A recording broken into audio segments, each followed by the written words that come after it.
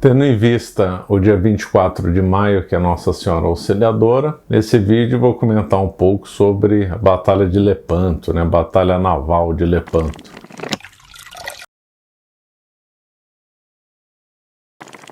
Uma das grandes batalhas da história e que é muito famosa, né, na cristandade por causa da vitória que os católicos tiveram contra os turcos, que aconteceu no dia 7 de outubro de 1571. Naquela época, o protestantismo já tinha avançado, conquistado várias terras na Europa. Aliás, havia guerras entre protestantes e católicos na França, na Alemanha. Havia conflitos entre Espanha e Inglaterra, potência protestante, né? Então, a cristandade estava, né, os europeus estavam divididos, né? Os católicos enfrentavam heresias, então a cristandade estava passando por um mau momento. O Império Otomano, por sua vez, estava em ascensão, tinha feito uma expansão por terra e também havia feito várias campanhas no mar, né, no mar Mediterrâneo. Aliás, havia choques, né? Houve vários choques entre a Espanha, então a maior potência do mundo, né, contra os otomanos. Os espanhóis dominavam o Mediterrâneo ocidental e queriam dominar, ou pelo menos afastar os turcos, né, que dominavam o Mediterrâneo oriental. A República de Veneza também queria manter a força no Mediterrâneo, embora mais decadente, mas já longe do seu apogeu, mas ainda queria manter seu prestígio e sua força no Mediterrâneo. Então essas guerras navais e também por terra entre o Império Otomano e os europeus avançaram durante muito tempo. Haja vista, por exemplo, a Batalha de Viena, que eu comentei aqui no canal, né? Teve o levantamento do cerco de Viena feito por Sobieski, uma batalha espetacular. Então havia enfrentamentos por terra e por mar, né? O Império Otomano, depois de Lepanto, nunca conseguiu se reerguer em mar, porém em terra manteve muito forte. E depois do cerco de Viena, e sim, conheceu uma longa decadência, né? Ele ia desaparecer no comecinho do século XX, né? Então, o Império Otomano resolveu fazer uma grande armada, resolveu partir para a conquista, né? Ele chegou a conquistar Chipre, prometeu liberdade para os católicos em Chipre desde que não lutassem. Como era comum do mundo muçulmano, eles não cumpriram a palavra e massacraram os católicos. Isso também foi feito na Reconquista. Prometiam paz para os católicos que não lutassem, depois iam e matavam. Eles não tinham palavra, né? Era um povo de má fé. Esses mouros, sarracenos, né? Muçulmanos. Então eles não cumpriam a palavra. Eles tinham a versão dos católicos, né? A jihad propriamente, né? A guerra sagrada deles era a guerra sagrada contra a cristandade. Então eles faziam uma guerra contra a cristandade, que era propriamente a jihad. E nessa guerra eles não se pautavam por valores morais. Agora, eles não tratavam bem os vencidos. Os católicos, sim, tinham a obrigação de tratar, na medida do possível, melhor os vencidos e tinham que cumprir promessa e ter um mínimo de moral, coisa que entre os mouros isso não acontecia. E o Papa, São Pio, na época o grande Papa São Pio V, ele que dispensa apresentações, né, um dos grandes papas da cristandade, ele então ficou com muito receio do avanço muçulmano, do avanço islâmico, e resolveu então convocar as nações católicas para o embate contra o Império Otomano. Ele fez então a Liga Católica, que reuniu a Espanha, principalmente a Espanha e Veneza, mas participaram outras cidades italianas. Houve atritos entre venezianos e espanhóis, mas no fim chegaram num acordo e então se reuniu então a Liga para no mar combater os turcos. Essa batalha aconteceu então em Lepanto, mais ou menos perto da cidade de Corinto, lá na Grécia, né? Os espanhóis, na realidade aragoneses, já tinham navegado na Grécia, né? Os aragoneses já eram grandes navegadores, melhor que os castelhanos, tinham estabelecido até uma pequena colônia na Grécia, então não era território desconhecido para os espanhóis e muito menos para os venezianos, que tinham também colônias na Grécia, né? Haja vista Santorini. Então, o Papa conseguiu realizar essa liga e o o comandante supremo do lado católico seria o João da Áustria, meio-irmão de Filipe II e, portanto, filho do do imperador Carlos V, né? Então, ele foi o comandante geral do lado católico. Do lado islâmico foi um tal de Ali Pasha. Outros comandantes de outros setores do lado católico tinham o Giovanni Andrea Doria, que era de Gênova, né?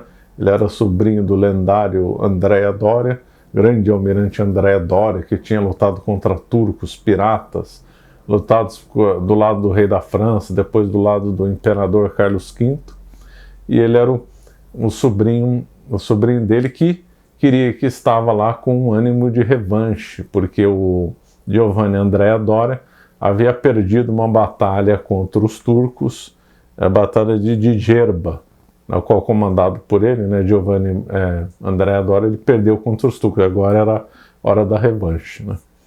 Além dele, Portugal não participou, deveria ter ido, uma vergonha, mas foi um português lá, liderou, Luís Mendes de Vasconcelos, que era um cavaleiro da Ordem de Malta. A Ordem de Malta participou e então ele liderou algumas galés do lado de Malta e foi vencedor, né?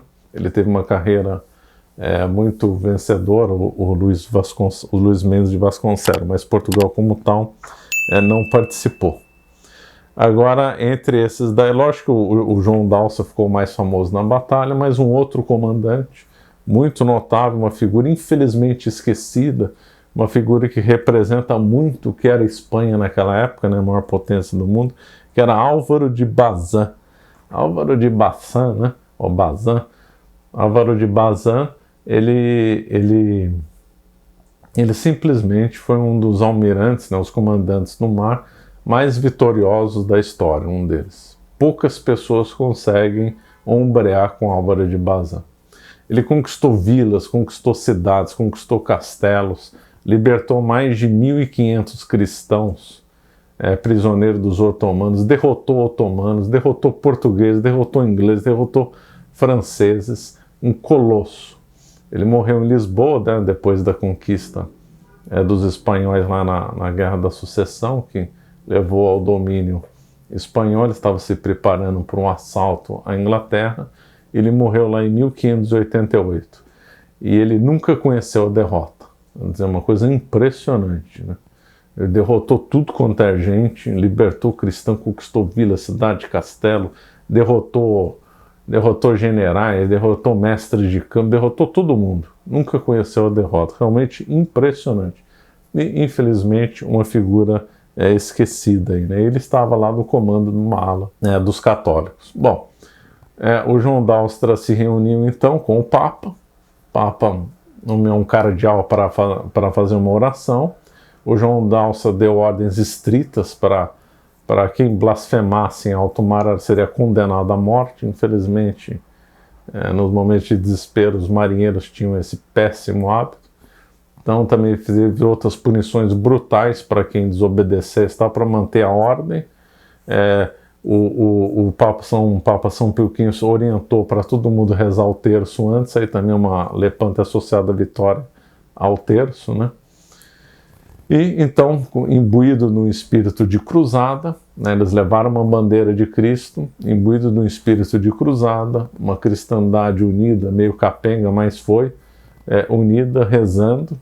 Então se encontrou com a armada otomana, e uma armada otomana com o maior número de barcos e navios, barcos muito ágeis, mas os barcos católicos também eram bons, principalmente os venezianos, dispondo de uma nova tecnologia de canhões. Mas o começo da batalha, os otomanos saíram na frente, conseguiram cercar os venezianos, separar os espanhóis. Parecia que estava tudo perdido. A nau capitânia de João d'Áustria chegou a ser invadida, as duas nau capitâneas, né, do João d'Áustria e do Ali Pasha, se encontraram, e o objetivo era se encontrar. Realmente o João d'Áustria não fugiu do combate e muito menos o Ali Pasha. As duas nau capitâneas se encontraram de propósito e lutaram uma contra as outras. Otomanos invadiram a nau capitânia de João d'Áustria, depois foram expulsos pelos espanhóis. Espanhóis pularam no barco do Ali Pasha, depois voltaram para lá. Foi brutal, mas nesse primeiro momento os otomanos saíram na frente e parecia que estava tudo perdido para os católicos. Porém, do céu, no meio das nuvens, esse relato é muçulmano, apareceu uma senhora, né, Nossa Senhora, que então reorientou os ventos e aí deu novo ânimo para os católicos e trabalhou contra os infiéis, dando então a vitória para os católicos. Toda a orbe católica associou a vitória de Lepanto a uma intervenção de Nossa Senhora. Inclusive tem um quadro lá em Veneza dizendo, com outras palavras, não foram as armas, nem os capitães, nem os homens que venceram Lepanto, mas sim Nossa Senhora. Então passou Nossa Senhora como a verdadeira vencedora de Lepanto. Por fim, nessa batalha, o Ali Pasha foi capturado e decapitado. Inclusive no final, né, a cabeça dele foi exposta, né, na proa da nau Capitânia, com o objetivo de desestimular os mouros a lutar. Isso aí surgiu muito efeito. Muitos saíram correndo quando viram que o líder deles tinha morrido. No fim, morreram mais de 30 mil otomanos, não sei quantos, acho que 15 mil prisioneiros escravos católicos foram resgatados, foram capturados várias naus otomanas, ou seja, foi uma vitória espetacular dos católicos. Os católicos perderam algo entre 7 e 8 mil homens, e os otomanos, conforme eu falei, 30 mil, uma grande desproporção, né, de número. E lá no Vaticano, o São Pio V rezava para a vitória dos católicos. Ele teve uma visão, que ele viu a vitória dos católicos. E ele então já mandou comemorar a vitória antes de chegar a notícia. Então todo o povo de Roma comemorou a vitória, sem saber o que estava acontecendo, só por causa da palavra do Papa. Ele tinha visto a vitória, então já mandou rezar, fazer procissão, rezar, em ação de graças por causa da vitória que ele tinha visto. Muita gente não entendeu, claro, mas como era o Papa que mandava, está falado. Aí a notícia chegou mais de uma semana depois, entre 1 e 2 semanas a notícia chegou, e aí então a visão de São Pio V realmente foi confirmada. Quer dizer, um evento realmente miraculoso e espetacular. Por causa dessa vitória, o Papa São Pio V acrescentou na ladainha Nossa Senhora Auxiliadora dos cristãos, e o dia é 24 de maio. Daí a razão para eu comentar em Lepanto agora. Então esse foi um grande momento da cristandade. A Batalha de Lepanto foi um grande momento do Papa São Pio V, que era um Papa, um dos grandes gigantes, né, da história da Igreja. Foi um grande momento para Veneza.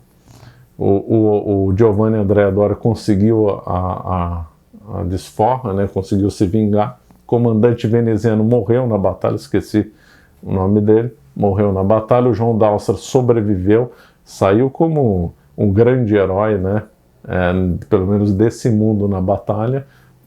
Se tornou uma pessoa famosíssima na Europa, realmente como uma pessoa muito popular, associada à vitória, associado a ele ficou uma aura de lendas e tudo em torno dele. Bom, então o João da Áustria saiu como o grande vencedor. O Filipe II, meio-irmão dele, como rei da Espanha, saiu então como o campeão da cristandade. Ele faturou em cima da vitória, saiu como o grande rei católico responsável pela vitória, também soube ganhar em cima. O já citado Álvaro de Bazan acrescentou mais uma vitória ao seu currículo, né? Então todo mundo saiu como vencedor, todo mundo saiu com uma grande fama da batalha, mas o número 1 dessa vitória foi realmente o João da Áustria. Realmente ele demonstrou habilidade, né, e valentia, a não temer lutar contra o Ali Pasha quando as duas naus se enfrentaram, né.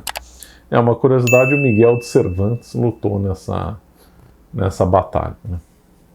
Então, ficamos por aqui. Se você gostou desse nosso vídeo, por favor, se inscreva no nosso canal e nos siga nas redes sociais. Obrigado.